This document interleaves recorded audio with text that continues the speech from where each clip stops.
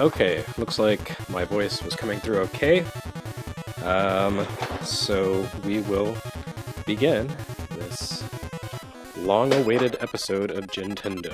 It's been a couple of weeks since I've done one of these. I meant to do one in Japan, but it just didn't work out. So, now that I'm back in America, here we are with some video games. I picked up a couple of games while I was in Japan, and actually I picked up a bunch of games while I was in Japan, and this is one of the games I picked up, which is actually a couple of games. If you saw the blog post for this yesterday, this was the, what do you call it? The Nintendo Power cartridge, Game Boy memory cartridge. So let me explain this very briefly. Nintendo Power in America, of course, was a magazine, but in Japan, Nintendo Power was a rewritable video game kiosk where you could go to the convenience store like Lawson's or 7-Eleven, and you would take this blank cartridge. Ooh, what's going on? There we go. You take this blank cartridge to the convenience store, and you could insert it into this game kiosk, a download kiosk. Actually, you know what? I really hate this color. Yeah, there we go. Let's go something a little more subdued. There, that's some Blanca color right there. Okay.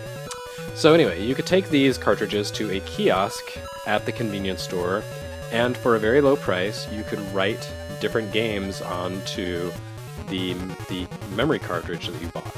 It was like $5 or something to download a game.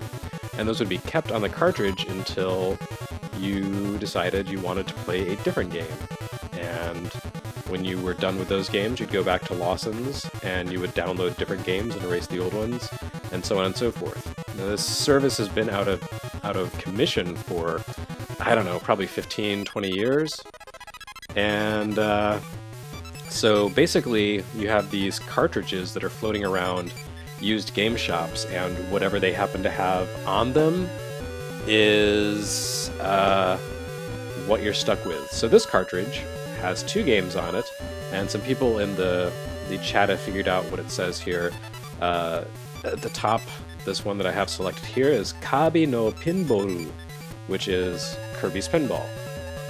And the second game, the one lower down the list, is Sutorito Fighter 2, which is, of course, Street Fighter 2. So there you go. You now can read 2 games in Japanese. Congratulations to you. And I'm going to jump into this. I've never used this before. I just did a boot to make sure it works correctly. And we're going to see how it goes. I think to switch to the other game, I'm actually going to have to reset. That's assuming... Oh, look! Okay, so it has the Super Game Boy support. Nice! I wasn't sure if it would, because, you know, this is like an atypical game, but it does look like the copy of Street Fighter 2 that I have on here has the Super Game Boy support. So I get the special frame and the custom color palette. That's great! So we'll jump in, and I'm going to do a terrible job of playing Street Fighter. So that's game, difficulty, time, music, and effect. I don't know what effect is. What is effect? Oh, maybe it's like sound effects. Okay.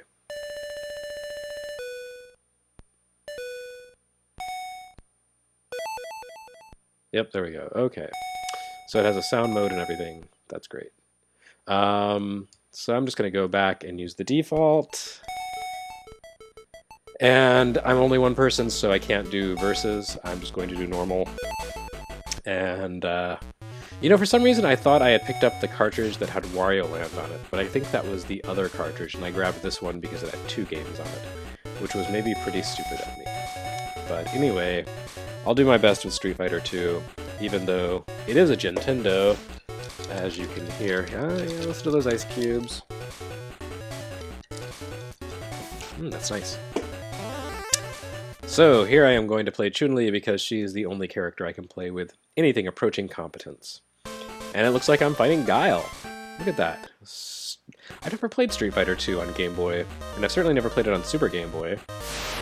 Ooh, look at that frame rate. My god. Oh, whoa. How is this supposed to be playable? Oh my, what? Okay, you're not seeing, like... What? Wow. That was not like a glitch in the stream. That is actually how low the frame rate is. I had heard good things about this game, this version of the game, but no. There we go. I finally landed a blow. Good lord.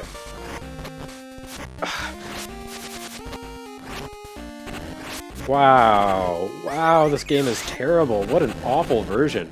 I guess I was expecting this to be like the, you know, the fighters on Neo Geo Pocket, where it's very smooth and silky, and everything is really tuned for the portable version.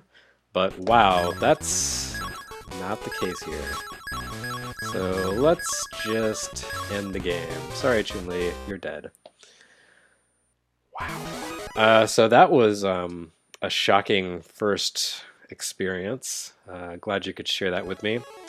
I'm going to go set the difficulty to 0, because that's probably the only way I'm going to make any progress here. Difficulty to 1. Whew. Man, this game is rough. I guess it's impressive that the Game Boy could host Street Fighter at all, but yikes. Yikes. I barely even got off any punches. Alright, so on to Street Fighter 2. He's probably going to shoot across the screen right away at me. No?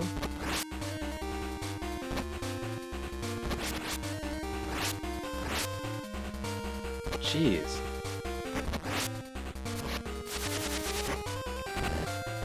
There we go. That's shown him.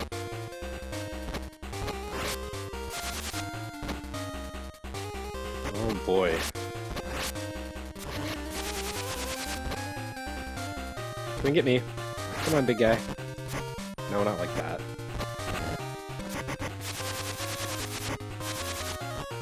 Maybe he'll just walk into my lightning kick if I keep doing this.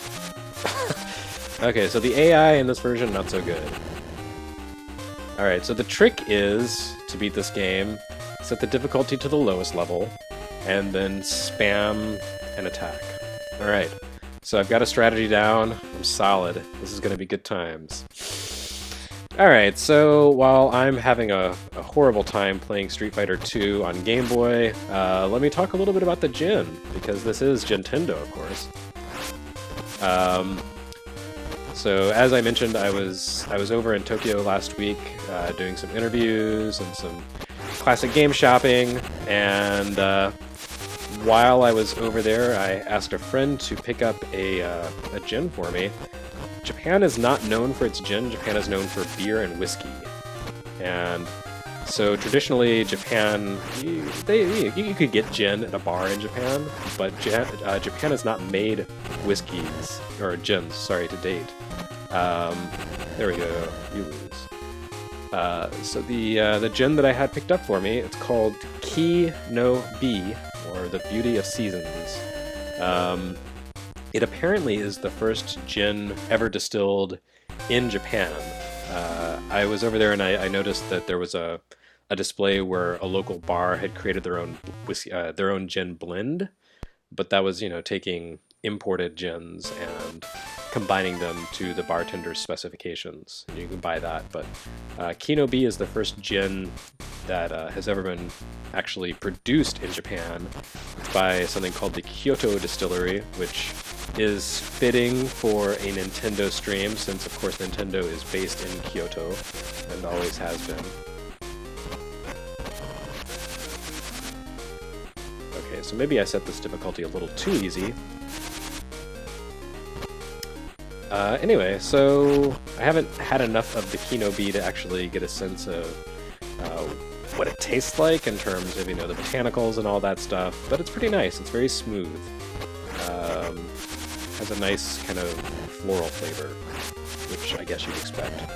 The reviews I've read of it, yeah, another cheese battle. The reviews I've read of the Kinobi have said that it, like they talked about how it's distilled and how it's like blended with rice and I don't know what else. So that's good. I don't know if it's like a rice-based gin, like if the grain that it's based around is rice, but whatever. That's all a science that I'm not really too wise to. Apparently the distillation process greatly affects the flavor of gin, but I couldn't tell you how because I'm not a chemist or a distiller. Come on, Zangief, just keep on walking into my foot. So apparently at this difficulty level, these guys are too stupid to know how to use their special attacks. Anyway, this is not a very good version of Street Fighter. I paid like $4 for this cartridge though, so I don't feel like I was ripped off too badly. Because there is at least Kirby Pinball in it, so at some point I will have to play Kirby Pinball for you. Zangief.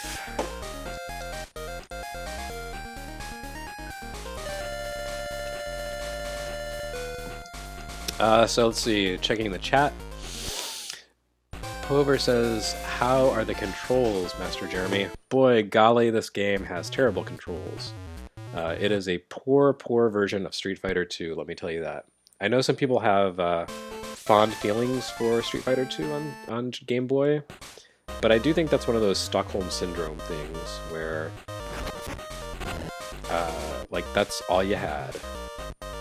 So is he gonna Sonic Boom me? Oops. I don't know what button I just hit, but it was not good. Oh, I think I slowed down the game.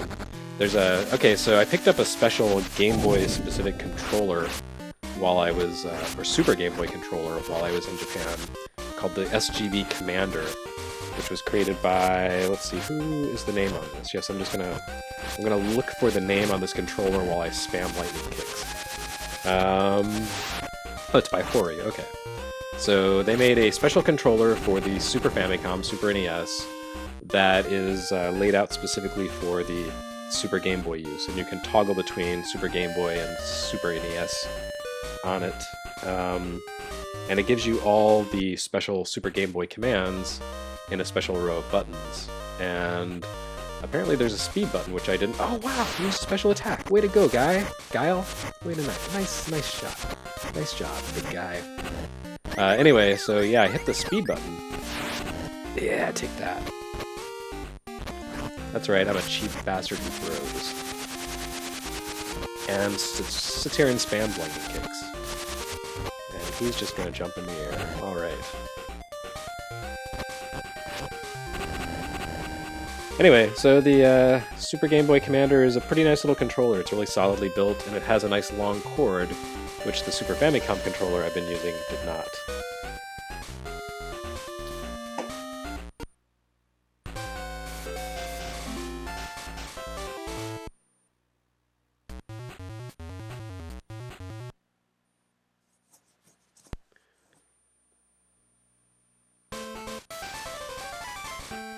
Oh, I'm gonna go check on the stream. I'm trying to follow a conversation that's happening. Hey, wow, character versus character. Alright, I'm pausing so I can check out what's happening in the stream. Oh, someone was totally dissing thegame.com, which is correct. Anyway, so let's see. I have a question for Jeremy. Do all buttons work? It's SGB enhanced. So, yeah, like all the buttons on the Super Game Boy Commander do function correctly if you hit the toggle to use it as a Super NES controller. And each button, you should probably check out a picture of the controller if you have access to Google, which I'm assuming you do since you're watching YouTube right now. But each of the buttons has a dual feature label next to it. There's a mute button, a speed button, a color button, and a window button. So basically by hitting the color or window button, it brings you to the pop-up controller, to the pop-up menu, the overlay for the Super Game Boy. And those buttons double as the X and R button if you're in Super Famicom mode. The mute button is the L button, and the speed button is the Y button. This does have the advantage of kind of putting all 6 Super NES buttons on the face, so I guess you could actually use it for playing real Street Fighter 2, like Super NES Street Fighter 2 if you wanted to, if you didn't want to slum it with this version. Because, good God, why would you want to? This is just me doing the lightning kicks. Whoa, she got through my guard!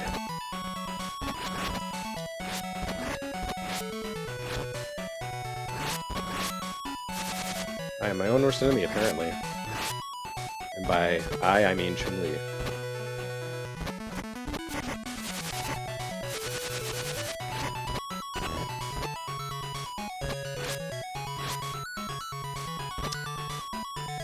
This is not a good version of the game. I'm going to be resetting this pretty soon to play some Kirby Pinball. Because, man, this is just making me angry. I played some really good versions of this game on Super NES. This is not one of them. Alright, I should have gone with the memory cartridge that had Wario Land on it. Even though it was only one game. Oh, I can do a fireball attack in this one? Huh, how about that?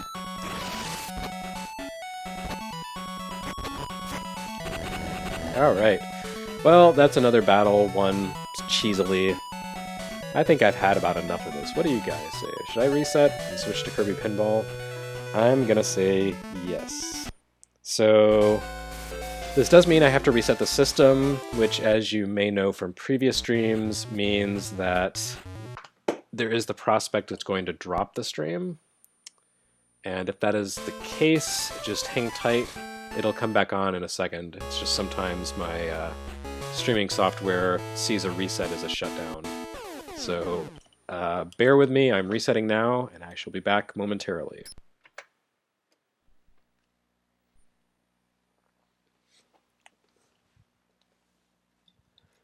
Alright, so yeah, it looks like the stream cut out for just a second. Oh, it didn't! Oh, man! Okay, so I guess I'm going to have to actually shut down the system, so this will take just a second. I apologize for this, but it doesn't seem like there's a way to get back to the memory cartridge menu. Unless maybe I hit all the face buttons? Nope, that does not work. No dice. Okay, I'll be right back.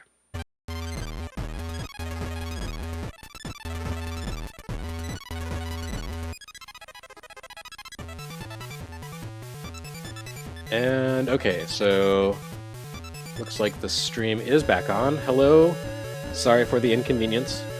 We're going to try a different game now. We're going to try the other game on this Game Boy memory cartridge, and that is Kirby Pinball.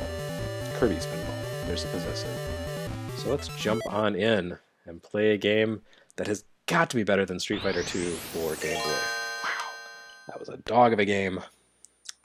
All right. Okay, so this is not a Super Game Boy Enhanced title, but it does have a preset palette, as you can see. It's switched from the red and brown palette to pink and blue and yellow. So I'm going to come up with a fancier screen, window border. I press the window R button on this special controller so you can see what that amounted to. And we'll go for the techno border that's exclusive to the Super Game Boy 2. Alright, so let's play some Kirby Pinball. I've never actually played this game before, but it's by HAL, and HAL makes good pinball games. So we're going to go to Wispy, which I'm sure is the easiest table.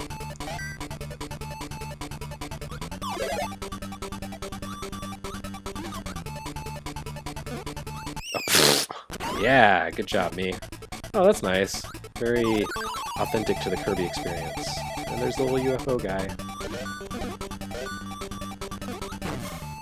So, HAL, of course, made their pinball debut. I can't remember the name of the game, but it was like a I want to say C64 or VIC-20 pinball game. I can't remember exactly what. I put together a video about this a while back, but basically I think that expertise, that experience, got them a contract with Nintendo to do the programming on Nintendo for NES. So that was actually a HAL co-created game. way back in 1984. One of, if not the first, project that HAL created for Nintendo, and Satoru Iwata's debut on the system. So it's the tiny seed, the tiny acorn from which a mighty oak grew. And HAL has always kind of had, I guess, a soft spot for pinball games, because they've made quite a few through the years. And this one is reputed to be one of the best. And it probably is, and I'm not actually all that good at pinball games, so I'm sure there's a lot more to it than I'm aware of. Oh, some stupid mummy bomb. There we go. Up into the next screen. Oh, and I couldn't tilt it. Oh, right down to the bottom. Oh. Oh. Kirby dead. Alas. Well, I'm sure this is a really awesome pinball game if you're not complete crap at pinball like I am.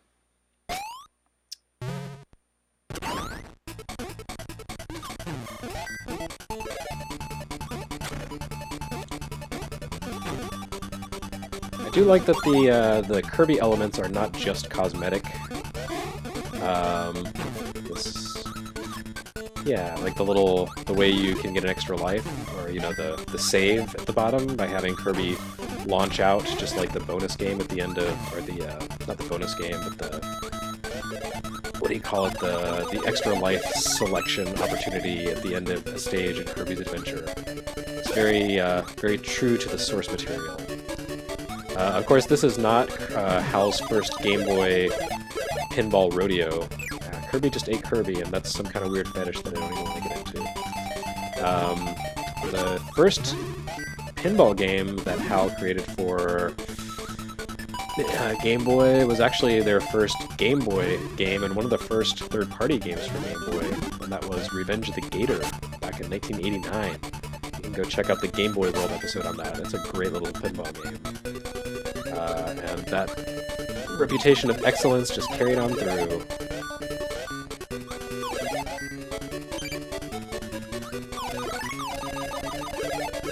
Right.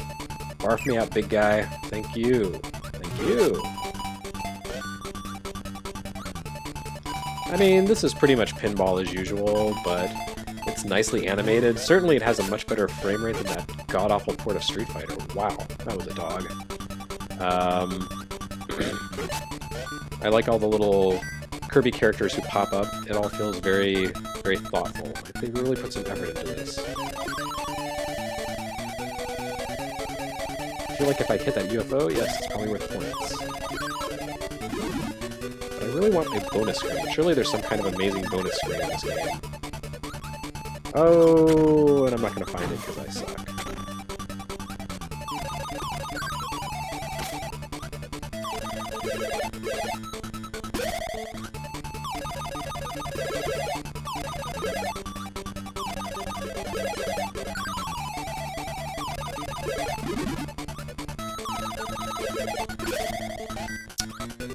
Have much commentary to offer on this game because, again, I'm the furthest thing from a pinball expert.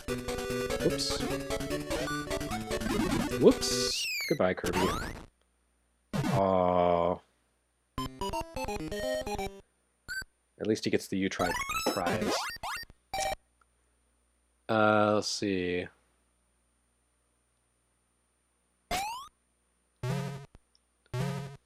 I'm looking at the comments. Sorry, I was just checking to see if there was anything I needed to answer in the chat, and there's not. So I will let you talk amongst yourselves. I have nothing of value to add here.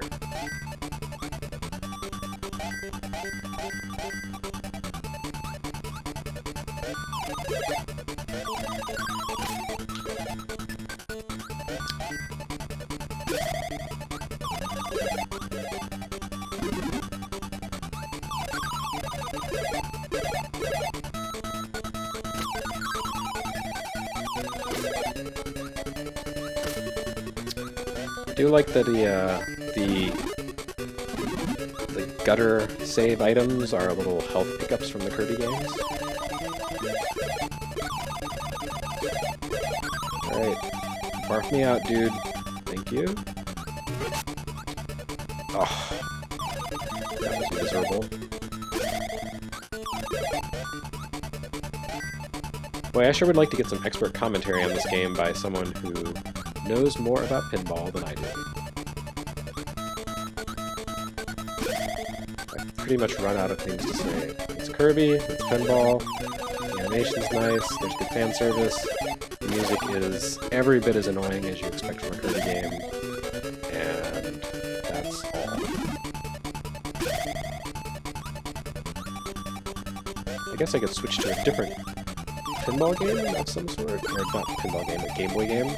I don't know. Oh, there we go. That's what I was after. Okay, good times. So we've got Revenge of the Gator and Alleyway all in one.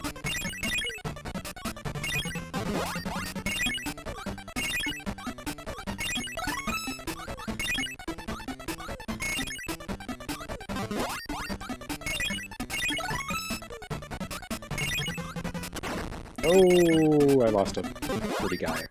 What? I have to start over? That is unacceptable. That was a penalty worse than death. Oh, not again. Okay, I don't actually understand how this works. Oh, but I've run out of time. And that's very sad. Alright, well, I accomplished nothing, but I did enjoy the sound in Fury.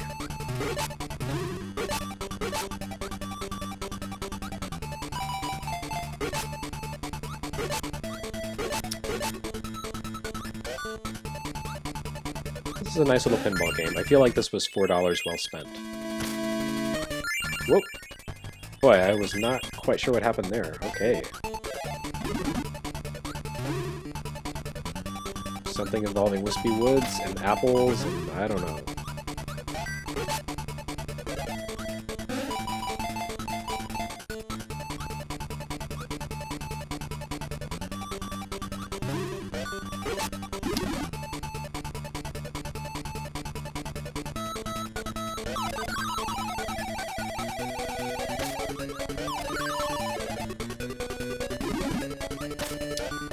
Well, it seems like the stream numbers are improving, so I guess some people out there want to see Kirby's Pinball Land, or whatever it's called.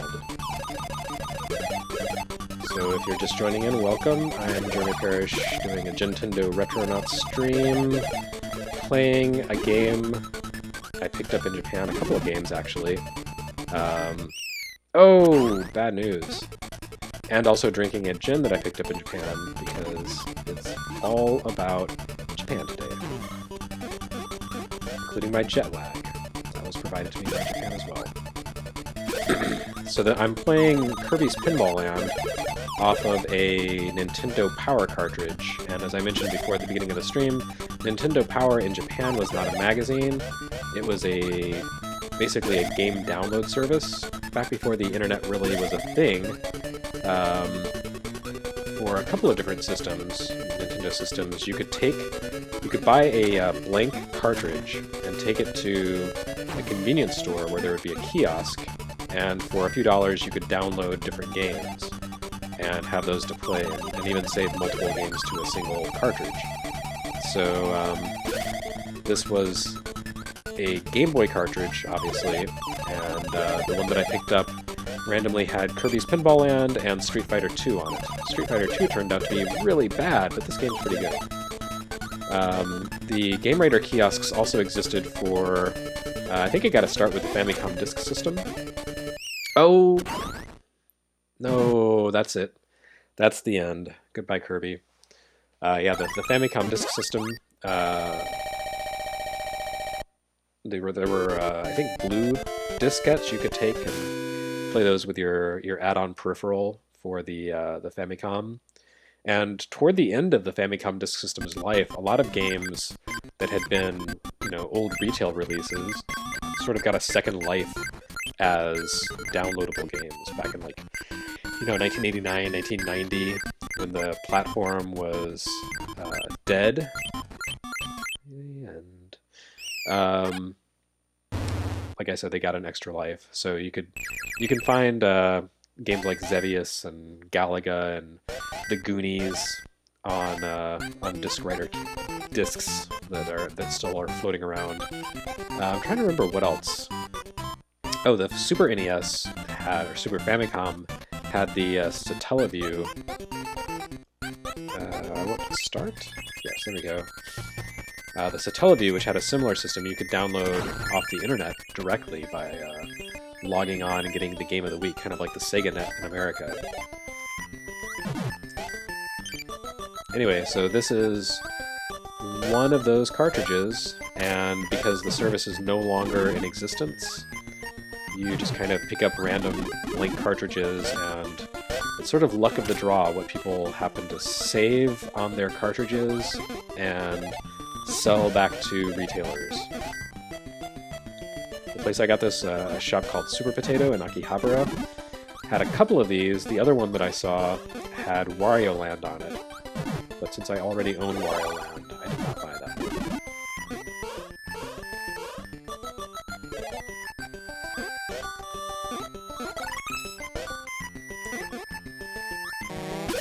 Whoa! Man, that was... There's some unpredictable stuff happening here.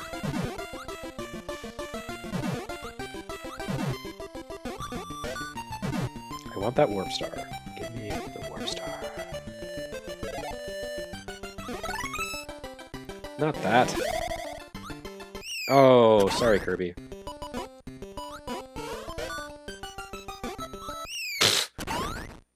Man. This game is rough.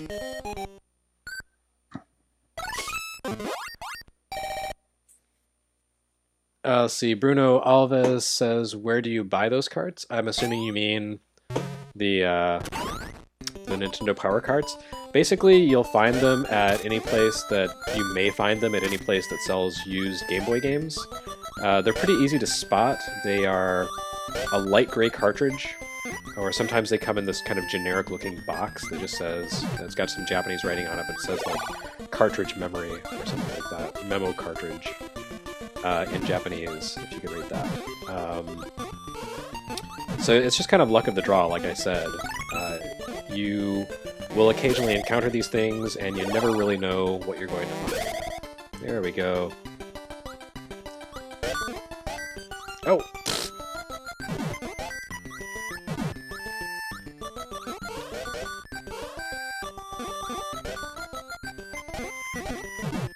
The nice thing about the Game Boy Nintendo Power cartridges is that they're pretty inexpensive. Like I said, I paid... it was either $4 or $7 for this one. It was very inexpensive.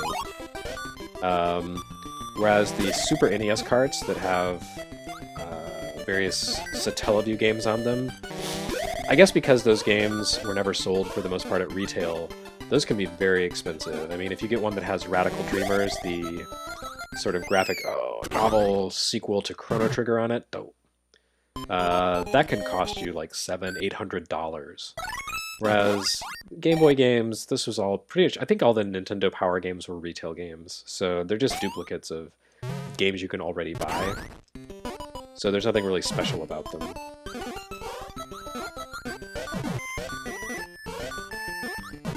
This is a pretty difficult table, the way those little Pikachu-looking dudes split up. Oh, pfft.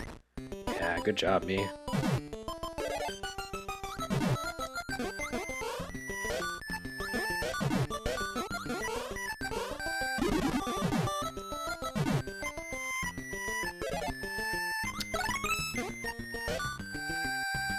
No, not again.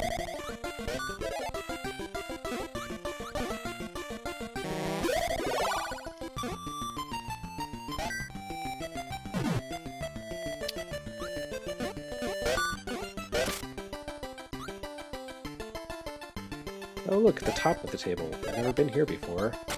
Oh, it's that sunny guy from that one level. I wonder if he turns into a moon if I hit him enough. Yep, there we go. So this is kind of based on Kirby's Adventure. Good times.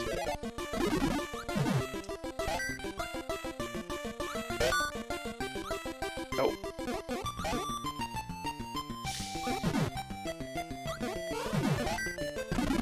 Shoot me into space, Scarfy.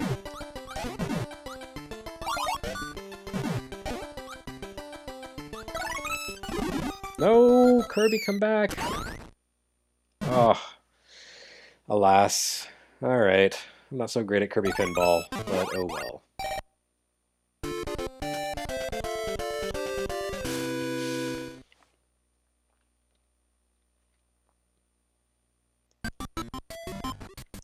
No high score for me. Alright, we'll try the last table, and then I guess that's it.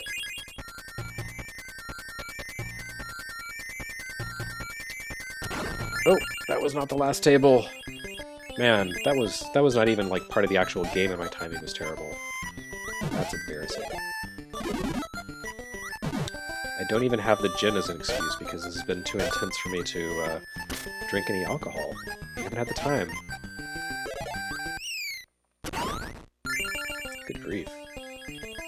Oh, all the way up there. Let's go. Nice. Those clouds seem very angry when you hit them.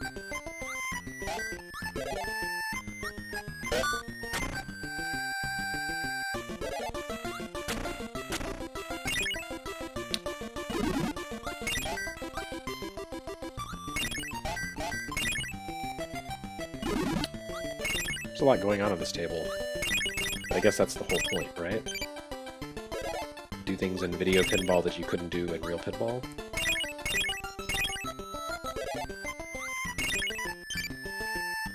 Yeah, I can finally hit that moon guy. There we go. Suck it, moon boy.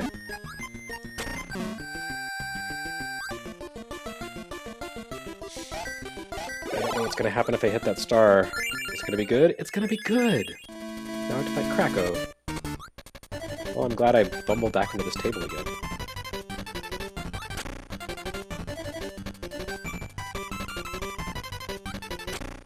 This is great.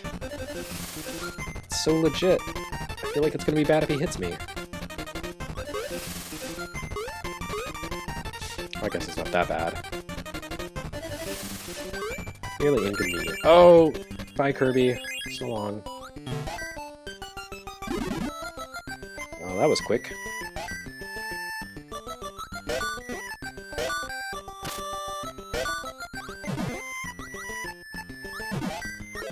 Someone asked why the table shakes when you hit left.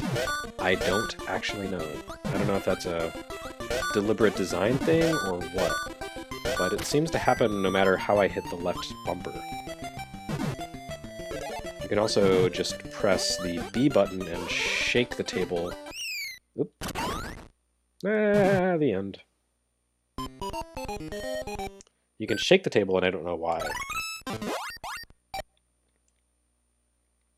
I guess it's a tilt mechanism? But I lack the pinball technique to really make it count. Boink.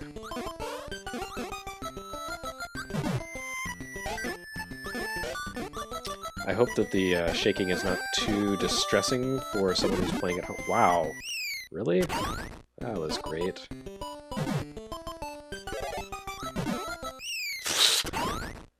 Good grief.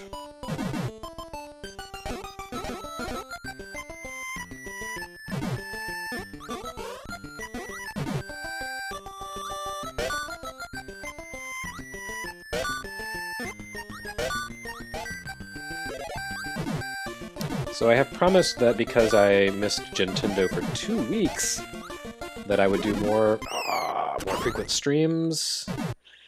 I'll try to do one tomorrow.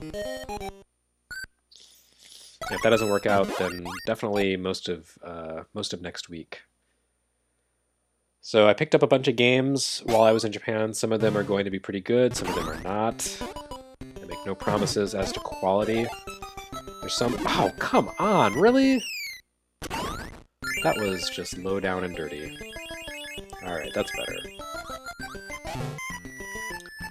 Some of the games I picked up because they seemed interesting, if not particularly good. But I also picked up, by request, a couple of games that should be pretty fun. Gradius 2, which never came to the US on NES because the Japanese version had a special mapper chip that Nintendo was like, nope, you can't use it. In America. And also Splatterhouse Wanpaku Graffiti, which That game can sell for a lot, so I found a pretty inexpensive copy, by which I mean like just a little more than 20 bucks. And I'm not actually any good at Splatterhouse, but I'm curious to try Wanpaku Graffiti because the only thing that can make Splatterhouse better is for a Splatterhouse to be made super, super cute.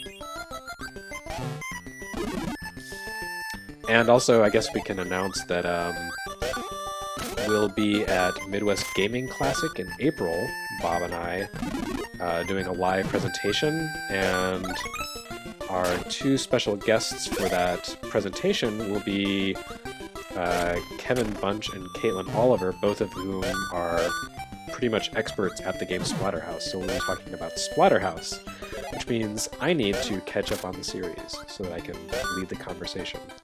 So please look forward to that in April, if you happen to be in Milwaukee. And if you don't happen to be in Milwaukee, we'll of course post the live panel recording as I guess a micro episode, Retronauts Micro. Speaking of which, thanks to everyone who has contributed to the Retronauts Patreon and brought back Retronauts Micro. That happened last night, and I'm excited to bring those little mini episodes back. Someone asks, are you going to make streams a weekly feature, Jeremy? Actually, streams are a weekly feature, except when I'm out of the country. And my hope is to make them more than weekly. So like I said, I'm going to try to do a bunch of streams next week. We'll see. I make plans, they fall through, but I'll do my best. Alright, and this time I will actually go to the poppy table. Swear to God. There we go. Alright. But first, I need to pause and take a drink. Because that's Gintendo.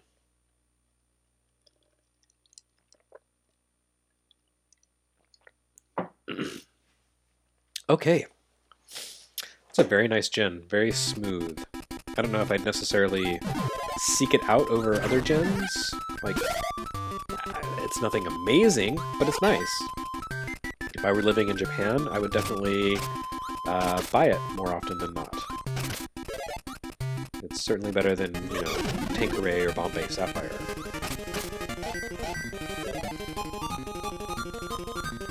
No! Goodbye!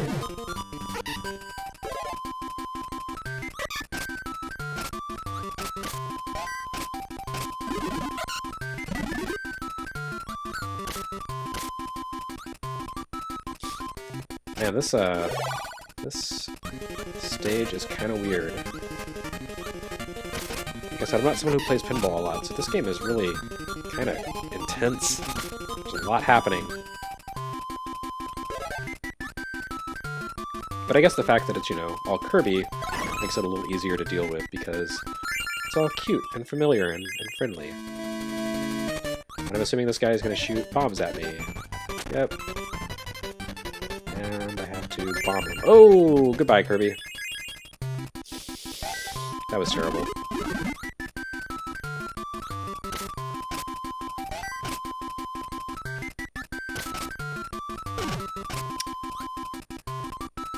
I can't remember what that little guy with the bombs is called, but he looks like Jack Frost, so I'm gonna call him Fake Frost.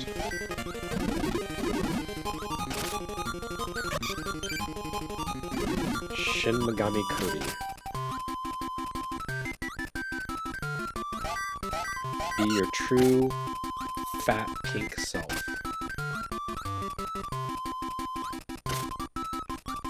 No! No! Wah! Oh, there's a lot of tables here. And this one has a very large walrus. When I say tables, of course, I mean screens in this one table, because this is one table, yes. I know a little bit about pinball. I know enough to know that that's how it works. And Hal's Pinball for NES was one of the first games to really... I have to hit a button while he's facing the right direction. Yeah, there we go. Hal's NES Pinball was one of the first pinball games to do the multi-screen feature. Again, it's been like a year and a half since I put together the Good Intentions episode on pinball. I did a lot of research for that, and some of it's faded from my memory. But Pinball for NES was definitely an innovative landmark game, one of the first pinball games to really get it right. And, I don't know, I like that HAL carried forward that legacy. Like, pinball put them on the map, really, and they just kept going with it. Oh, wrong direction.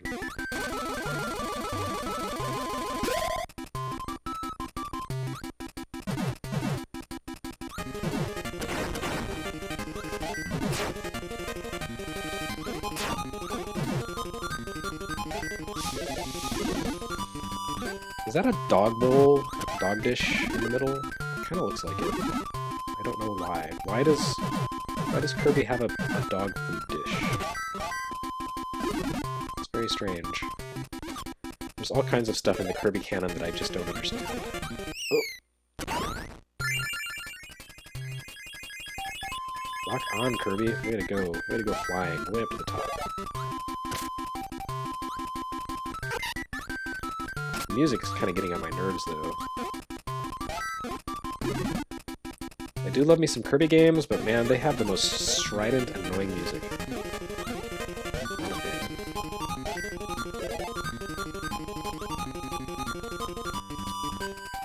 Japanese game composers have a tendency to go a little bit too far when they try to make music upbeat. It goes to chirpy and annoying instead of happy. And there's nothing wrong with happiness.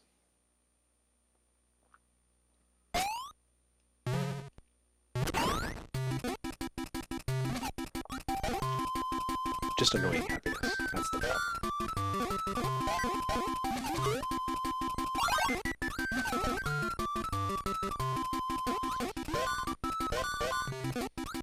Oh! Seem to be having some troubles with this board. Table, whatever.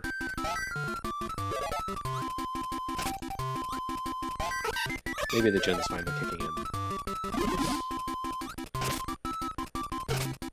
Let's see, are there any announcements worth making? So I put out a call today for listener mail. If you happen to be a fan of the game Final Fantasy V, or even not a fan, if you're someone who hates Final Fantasy V, it's okay.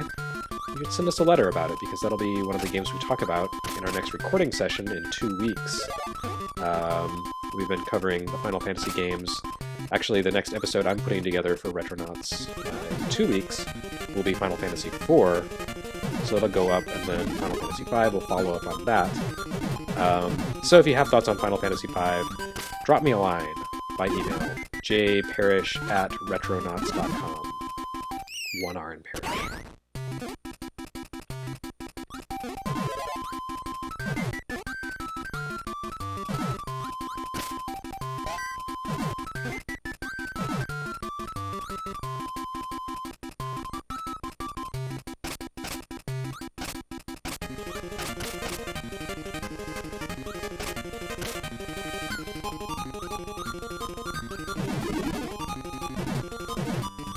Oh! Right through the middle.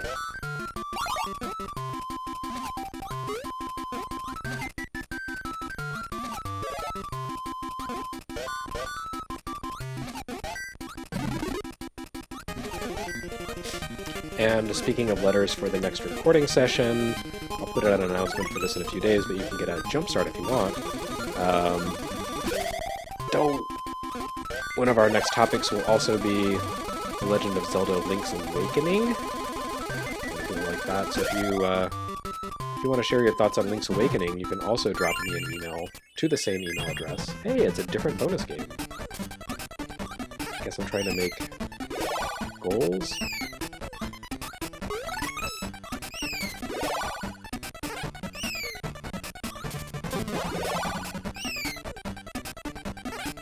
So this is just pure score attack. Nothing cool is going to happen if I get goals. Oh.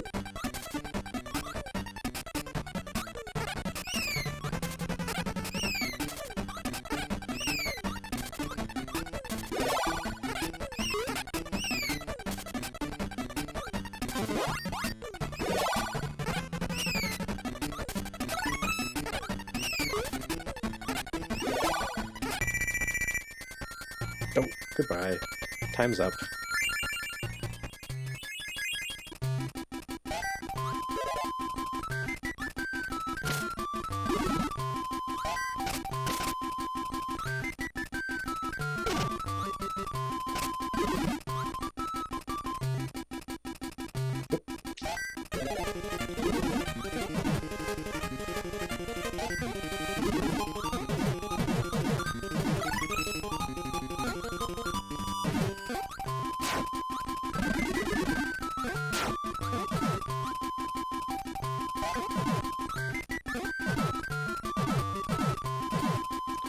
Seem to be abusing the fat Kirby's there.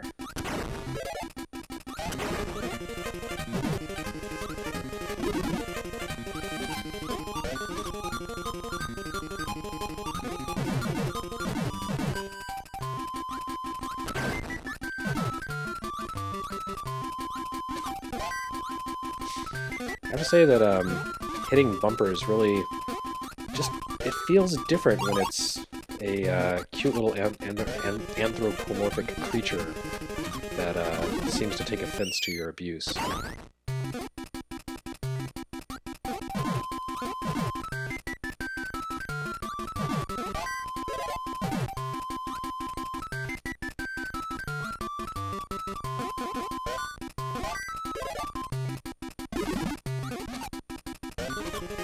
Wow, looks like time's almost up on the stream, which is probably just as well because I'm really starting to lose my pizzazz here. Lose my verb.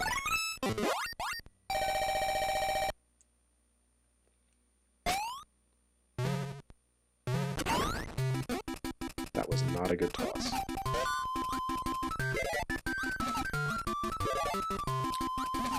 So I do appreciate everyone who stopped in to check out this Gintendo stream. Oh! And watch me inexpertly play Kirby's Pinball, as well as a really, really rocky version of Street Fighter 2. I guess I can understand why Capcom would make that version of Street Fighter 2, because, you know, the Game Boy was a giant. Everyone owned one, so it was just easy money to be made. But man, the system was not up for it. If you wanted good fighting games on a handheld system, you really had to wait for the Neo Geo Pocket Color. But of course, we couldn't have known that back in 1995. It was just too soon, too early. Couldn't see into the future.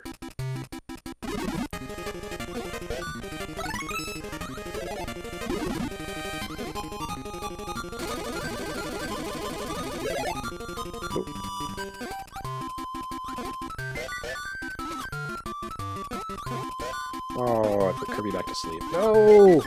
Put that Kirby back to sleep too. Yes, that's fantastic ball playing. Alright. I think that's it. I've done all my Kirbying for the day, and I think we've seen about the extent of my capabilities as a pinball player. Even when it has Kirby and cute little characters, I'm still terrible. So thank you for watching this Gintendo stream. I hope you enjoyed revealing the mystery of this Nintendo Power memory cartridge that I acquired at Super Potato in Japan. There was a good game on it and a not so great game on it. And now we know. So I'll be back again maybe tomorrow or maybe next week, I'm not sure, but sometime with more games, some from Japan, some not. And hopefully I'll do better at those than I did with this one. Thanks again. See you on the internet.